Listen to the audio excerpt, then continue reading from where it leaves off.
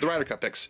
So we're going to talk about both sides. We're talking about the Americans. We're going to talk about the Europeans. We'll start with the Americans. I was live for the picks, and that was me finding out the picks in real time, which we're going to talk about how I kind of made sure that was going to be the case, and there's reasons why. And so the biggest story, obviously, that comes out of that is Keegan not picking himself. And I want to say up front that I completely understand why he didn't pick himself. I think it's the smart move. I don't know if smart is my favorite adjective. It's definitely a smart move, because I was thinking, if you think about this in terms of game theory, okay, there's 4 outcomes that can happen. Yeah. If there's 2 options, either he plays or he doesn't play, and Europe wins or the U.S. wins. Those are, in this little matrix that I've created, those are the 4 outcomes. If Europe wins and he doesn't play, which is so now if Europe wins, I don't think he gets blamed. No. If Europe wins and he does play, he can get absolutely skewered. Yeah, hammered. All the blame, shift his legacy, change the narrative, at least to the casual fan. Not that we agree that he deserves all the blame. Agree, and that's what I'm going to get to. I don't agree. Agree that if he were to play and they were to lose, that it would be his fault.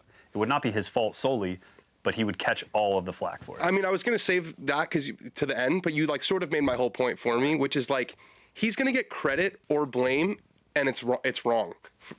I think the captaincy of a Ryder Cup team has become, I don't want to say overblown. Do you know how many assistant captains he has? No, I don't actually. 5. That's more than I thought. There's 5. So there's 6 captains or assistant captains, and there's 12 captains who play. So that's a pretty good student-to-teacher ratio. And I think, I guess I shouldn't say that it's the captaincy is overblown. The captaincy the week of the tournament, not even the week of the tournament, the captaincy during the actual matches during the Cup is overblown. I think there's so much that goes into the Ryder Cup because of how big it is now as a logistical aspect of it. How many interviews Keegan's had to do. I mean, everyone and their mothers had an exclusive interview with Keegan Bradley, over the past year. Having to make the picks, I think, is a hard thing to do.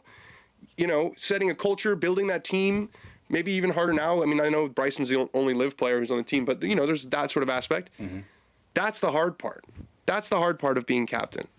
And that's why in the beginning of the year, I said, I think he should just say right now that I'm not playing no matter what. Because I thought that dealing with that double life would torpedo his game. It had the opposite effect. Mm-hmm. He's playing what he said he believes to be the best golf of his career. He's like, I believe that in my bones, which is an interesting thing to say, because you played on a Ryder Cup team earlier and you think you're a better player now. Just interesting thing to say. That part's done to a certain extent. That part's done. Now it's the fun part. By playing as well as he did with all that going on, I can't imagine how deeply confident he must feel about his golf game right now. Yeah. He's had so many more demands on his time. It's been hard. It's been harder for sure, but he's talked about finding this incredible refuge between the ropes. And I think that dynamic still could have existed. I think he still could have been the captain who's speaking at the the opening ceremony, and who's hustling off the golf course to meet with his to give the final say. Mm-hmm. But you've got 5 assistant captains. You've got a whole squad of data people. You've planned for every contingency. You know all the potential pairings going in. I just think he could have played. Yeah. I just think he could have played. And I think to finish the game, the reason I was bringing up the whole game theory thing, which we didn't finish because you made my point for me, was from a a logic perspective, from maximizing whatever the word you want to use. It's the logical decision in that it's probably it's the most efficient decision. That's right. It's the most efficient decision. But I just think, and also this is probably part of me being a content guy and wanting the story. I think he might regret it. And I would tell him that to his face. I'm not saying, I just think it was a unique, amazing opportunity, and I understand why he didn't do it. I'm just sad that he didn't.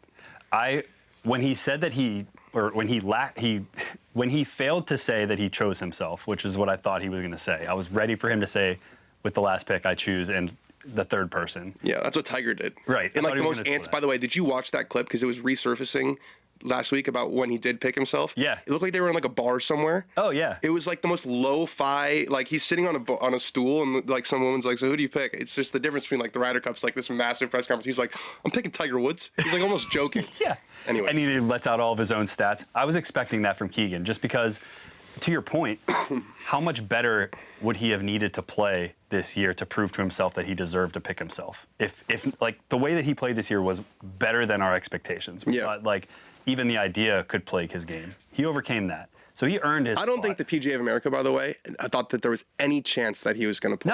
No. And there was some things like, oh, you know, they told me, he said like they wanted me to be a playing captain. I'm not saying that they didn't say that to him. I just think like when they made him the captain, they thought he's 37. He didn't make this last team. He's just old enough where he's not like a realistic threat, but he's still young. Like I don't think that they thought this was going to be a realistic possibility. I think they put him in a really tough spot. They put him in a really tough spot. And he said this as tough a spot as anybody could be in of those, what do you say, 24 plus 34 people that are also you know. an even tougher spot given like, and he said this too. He's like, he said this in Atlanta. He was talking about the Arnold Palmer situation, like how Arnold Palmer did it. He's like, I'm not in the same league as Arnold Palmer. And I think that's also made it harder. If the last guy to do it was like Hal Sutton in 1986. Right. But like, okay, so Arnie did it, and now you're going to be the one to do it. Like, I think that's a big thing for him to do. And I think if he's an amazing player. He's won, I don't know, 8 times on the PGA Tour or something. He's a major champion, but he's not Arnold Palmer. Right. And Tiger could pick himself. He's fucking Tiger Woods. But you wouldn't say he's fucking Keegan Bradley. And that's the official fucking test. Like, would you say that someone is fucking, you're right. fucking Rory McIlroy. Capital F. At this point, you're now fucking Scotty Scheffler, but you're not fucking Keegan Bradley. And so I think he was almost wary of that. Maybe. He was earning in the like compartmentalized public sphere of the 2025 Ryder Cup year. He was earning that, like, I'm fucking Keegan Bradley with his attitude. And that's why I think he made the wrong emotional decision for the team, but he probably made the right efficiency decision for himself. He made the right decision for himself. His legacy. Yeah. Is he going to be asked again to do this? But, and I didn't finish this. This is why you should let me fucking finish the game theory thing. But you didn't. If the U.S. wins and he plays and he goes 2-1 or 3, he's a legend. Yeah. A legend. So he's going crazy, firing up the Bethpage crowd. He makes a birdie and then he puts the headset on. Makes a birdie to end his match and then puts the headset on. Immediately turns around. No post-game interview. Sorry, Cara Banks, you're going to have to wait on this one. I'm putting the sunglasses on. Get me my golf cart.